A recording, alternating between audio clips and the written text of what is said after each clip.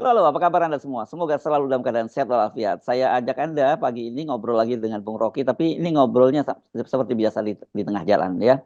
On the road ya, jadi perbinya Rocky on the road, bukan Rocky Mountain atau Rocky apa Bung Rocky? Ya, Rocky on the road ya, jangan jadi Rocky Road tuh, Oh, jalan yang jangan. berbatu-batu. Iya, iya, iya, Rocky Road, oke. Tapi kita biasa, katanya kalau oposisi itu mesti menempuh jalur berbatu sih memang. Ya betul, harus nempuh Rocky Roads. Yes, oke. Mari kita bicara soal oposisi. Kalau kita terbiasa oposisi ya, Bung Rocky, memang tugas media itu harus bersifat oposisi sebagai watchdog gitu. Tapi kalau partai-partai pemerintah, terutama kayak PDIP gitu, nanti dihadapkan pada realitas bahwa dia kemungkinan besar jadi oposisi dan kemudian juga posisi-posisi dia yang penting misalnya seperti parlemen itu juga disabot oleh partai lain dalam hal ini Golkar itu saya kira jadi serius dan tanda-tandanya itu seperti itu Bung Rocky karena perhitungan suaranya ini selisih suara antara Golkar dengan PDIP itu tinggal nggak sampai 1 juta suara, sekitar 1,36%. Dan itu peluang Golkar untuk mendapatkan kursi lebih banyak dari PDIP itu sangat besar. Karena sebaran mereka itu kan seperti kita tahu dia lebih banyak kuat di Indonesia Timur, di Sumatera dan sebagainya dibandingkan PDI yang terkonsentrasi di Jawa gitu. Itu jadi poin pertama tadi soal oposisi itu nggak ada di dunia ini demokrasi tanpa partai oposisi kan Hmm. ajaib kan Indonesia kan. Hmm. Hmm. Jadi buat apa menyebutkan demokrasi kalau tidak ada countervailing force itu kekuatan kekuatan pengimbang tuh. Namun ada hal yang unik di kita. Oposisi itu dianggap sebagai tidak berkuasa. Padahal di dalam doktrin politik, oposisi itu pasti satu waktu akan berkuasa kalau dia beroposisi sempurna kan. Ya. Nah, putaran-putaran suksesi itu yang membatalkan ide tentang oposisi karena dianggap bahwa beroposisi itu semacam anak yatim gitu dalam politik. Jadi kemewahan moral pun kita udah nggak punya tuh. Nah, sistem politik yang kehilangan kemewahan moral yaitu menjadi oposisi menyebabkan transaksinya menguasai perpolitikan kita kan. Nah, Hmm. transaksi-transaksi ini yang akhirnya jadi jebakan kita sehingga nggak bisa sebetulnya mengucapkan dengan lega bahwa kami kalah tapi kami akan menang nanti kan itu yang terjadi Hmm. akibatnya tukar tambah kekuasaan itu yang juga terlihat di hak angket udah kalah tapi nggak mau melawan kan itu Ya. ajaibnya begitu kan. Ya, ya, ya. Jadi kelihatannya ini masalah PDIP tetap dia masih menghitung pragmatisme dia di kabinet nanti itu. Hmm. Padahal PDIP selalu mengatakan kami udah pernah di luar pemerintahan 10 tahun. Ya kalau biasa biasa aja kan nanti juga balik lagi kan. Kan Hmm. siklusnya begitu tuh. Nah, sekarang ada problem bahwa politik kita makin lama makin memburuk di mata internasional hanya karena kehilangan kemampuan untuk menertibkan diri sendiri. Jadi partai nggak bisa tertibkan diri sendiri karena itu minta dibantu oleh Presiden Jokowi kan. Jadi Hmm. kenapa Jokowi mampu intervensi dalam semua partai? Itu karena partainya nggak mandiri karena takut untuk ditinggal. Jadi kelihatannya itu masalah kita hari ini. Ya, dan kalau dalam bahasanya Pak Yusuf Kalla ketika kemarin menyampaikan ceramah di FISIP UI, ya praktik partai-partai kita itu pragmatis dan menganggap bahwa oposisi itu sebuah kecelakaan, gitu. Ya selalu kita ingin dengar sebetulnya keterangan itu dari Yusuf Kala karena gimana pun Yusuf Kala itu pernah menjadi pimpinan Golkar dan dia ngerti apa yang ada di dalam semua partai. Dia pernah jadi 2 kali wakil presiden. Dia tahu bagaimana kekuasaan itu bisa membujuk partai. Jadi kalau Yusuf Kala udah ngomong itu udah paling benar lah itu. Bahwa partai-partai kecil jadi pragmatis. Kenapa? Ya karena Yusuf Kala juga yang deal untuk mengajak mereka jadi pragmatis. Kira-kira gitu. Iya, iya, iya, iya. Tapi bagusnya dia ngomong ke mahasiswa UI, kata dia mungkin ini Ya, anak atau cucu saya, jangan dicontoh demokrasi seperti saat ini. jadi kemampuan lobby Yusuf Kala itu sebetulnya bukan untuk merangkul, tapi untuk memuluskan dukungan parlemen terhadap pemerintahan Jokowi 2 kali itu kan, atau juga pada Pak SBY. Jadi Yusuf Kala ini orang yang melobi dengan maksud yang baik, yaitu supaya tidak ada persaingan dalam kebijakan di kalangan menteri. Tetapi tentu Yusuf Kala itu lakukan sebagai tokoh politik. Nah, kita mesti bedakan Yusuf Kala sebagai pelobi dan sistem politik yang memang secara kultur itu menganggap oposisi itu adalah dangkal. Hmm. Itu bedanya tuh.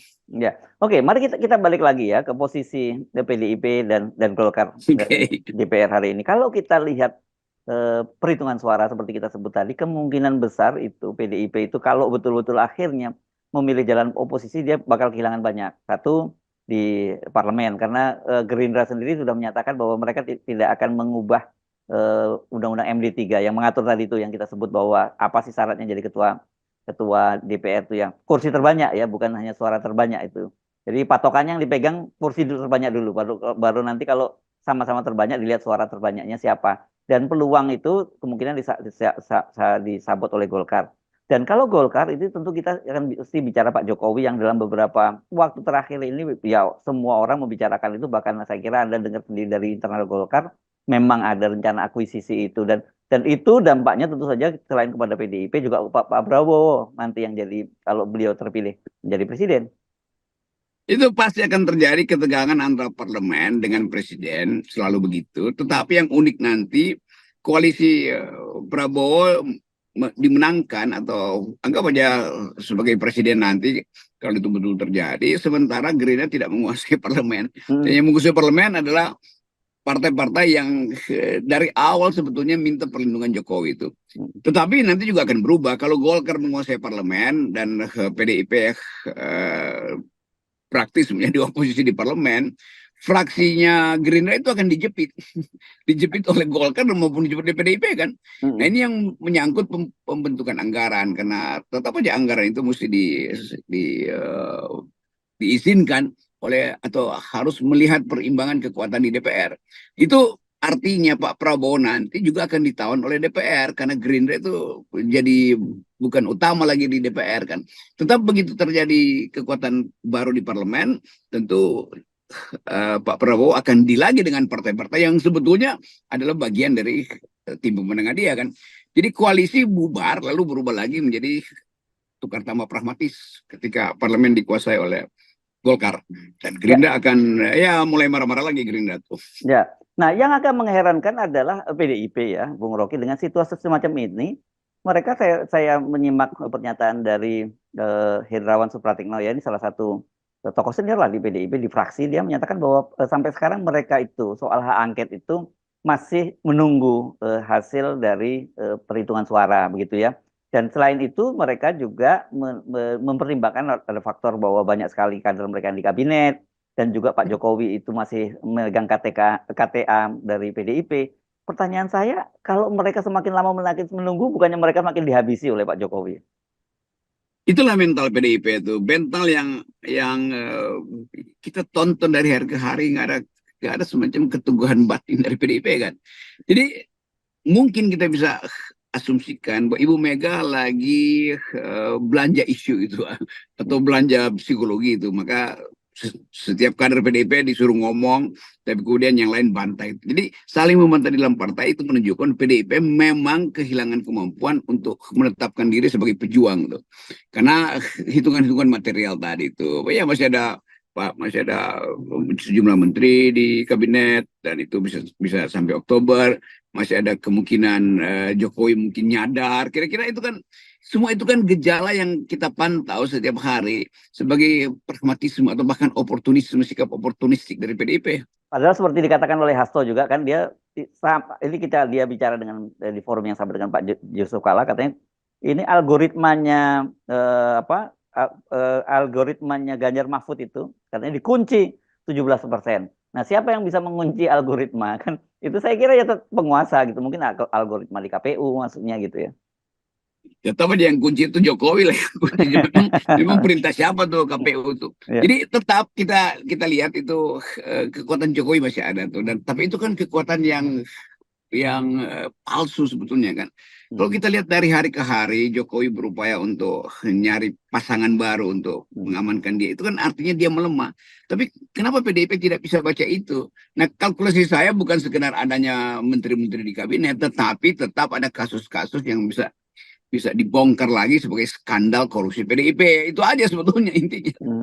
Itu saya kira ya pertimbangan yang paling utama, karena bagaimanapun juga kita kalau lihat keteguhan Ibu Megawati sejak awal ketika kita mulai runut dari penolakan terhadap 3 periode, penolakan perpanjangan masa jabatan, dan juga penolakan penundaan pemilu, sampai terakhir juga penolakan terhadap cawe-cawenya Pak Jokowi, itu kan sebenarnya Ibu Mega clear jelas. Tapi tentu saja sebagai seorang ibu gitu ya, selain ketua umum partai, dia kan juga punya pertimbangan-pertimbangan ketika itu menyangkut anak-anaknya, menyangkut cucunya, menyangkut orang dekatnya begitu.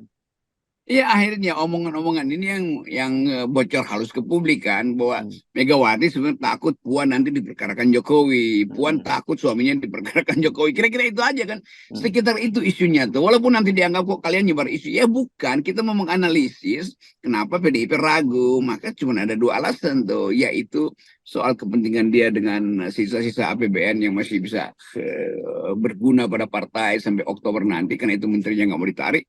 Atau sebetulnya ada yang lebih fundamental itu, yaitu ada kejahatan yang mungkin cardinal crime yang bisa bisa membuat heboh kalau Jokowi betul-betul panik lalu dia bongkar aja isi isi tas dari tokoh-tokoh PDIP. Ternyata di situ ada dokumen-dokumen transaksi segala macam kan. Kan hanya itu yang menerangkan kenapa PDIP ragu. Dan rakyat juga mulai mencium itu. Ibu Mega ternyata cuma mau untuk menunggangi rakyat kalau terjadi ketegangan dengan Jokowi. Padahal rakyat justru ingin Ibu Mega yang mengucapkan bahwa dia mau berpisah dengan Jokowi, karena itu dia mesti dorong hak angket dan paling bagus hak angket itu disebutkan aja sebagai potensi pemaksulan kan, supaya PDIP dapat kembali moral dia tuh. Jadi kira-kira itu aja, tapi kita bisa tahu betapa susahnya bagi PDIP untuk ambil sikap karena udah melekat di dalam dirinya itu eh, segala macam pertimbangan dan terutama pertimbangan kapital. Hmm. Sebenarnya sama seperti Nasdem. Ini kan kasusnya sama seperti Nasdem tuh. Hmm. Wah, Nasdem Jokowi terang-terangan akan bilang ada dua orang yang bakal saya ciduk gitu. Kira-kira begitu. Tetapi wataknya Surya Paloh beda dengan watak Ibu Mega. Surya Paloh itu ya mau mengambil resiko, tetapi kemudian hitung-hitungan kecil mungkin membuat dia menarik diri lagi. Tetapi watak dari Surya Paloh adalah hangus-hangus deh gue, kira-kira begitu kan. Nah, Ibu Mega nggak bisa berpikir seradikal Surya Paloh. Ya, ya, ya. Ya, makanya itu kita cuma mengingatkan pada PDIP semakin ditunda. Kalau kemarin ada menyatakan bahwa di balik penundaan itu ada perencanaan kejahatan. Kalau sekarang ini, kalau dia semakin menunda, ya akan ada ancaman kejahatan yang terjadi pada dia semakin lama ditunda kan gitu. Iya, kita sebut di balik penundaan ada perencanaan kejahatan itu di Jokowi itu. Iya, iya, iya. Tetapi di Ibu Mega lain lagi atau di PDIP, semakin ada penundaan, semakin terlihat penyembunyian kejahatan. So, begitu. Iya. Jadinya begitu. Jadi dua-duanya sebenarnya tukar tambah kejahatan, baik dari versi Jokowi maupun PDIP. Jadi sekali lagi buat teman-teman PDIP, bukan kita nuduh, tapi kita harus ambil keterangan minimal.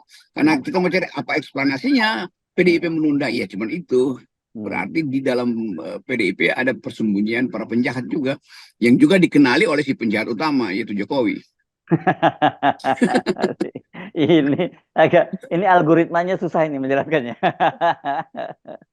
Ya, Itu itu ada teorinya tuh, apa tuh? prisoner dilemma itu. Dua orang Hmm. penjahat itu ditahan di sel yang masing-masing, lalu saling menduga dia mau ngomong apa ya, kan sebetulnya begitu tuh. Ya, ya, Dan pemberatannya terjadi ketika seseorang mengucapkan hal yang terbalik gitu. ya, Jadi ya. kita bisa bikin di dalam model game theory itu. Jadi dan ini kita tidak nyebut personal ya, kita menyebut secara general Enggak, ya. kita nggak personal. Yang kita sebut penjahat versus penjahat tuh. Ya, ya, ya. Oke. Baik, makasih Bung Rocky. Oke, Kita yes. nolkan kejahatan ya. Iya.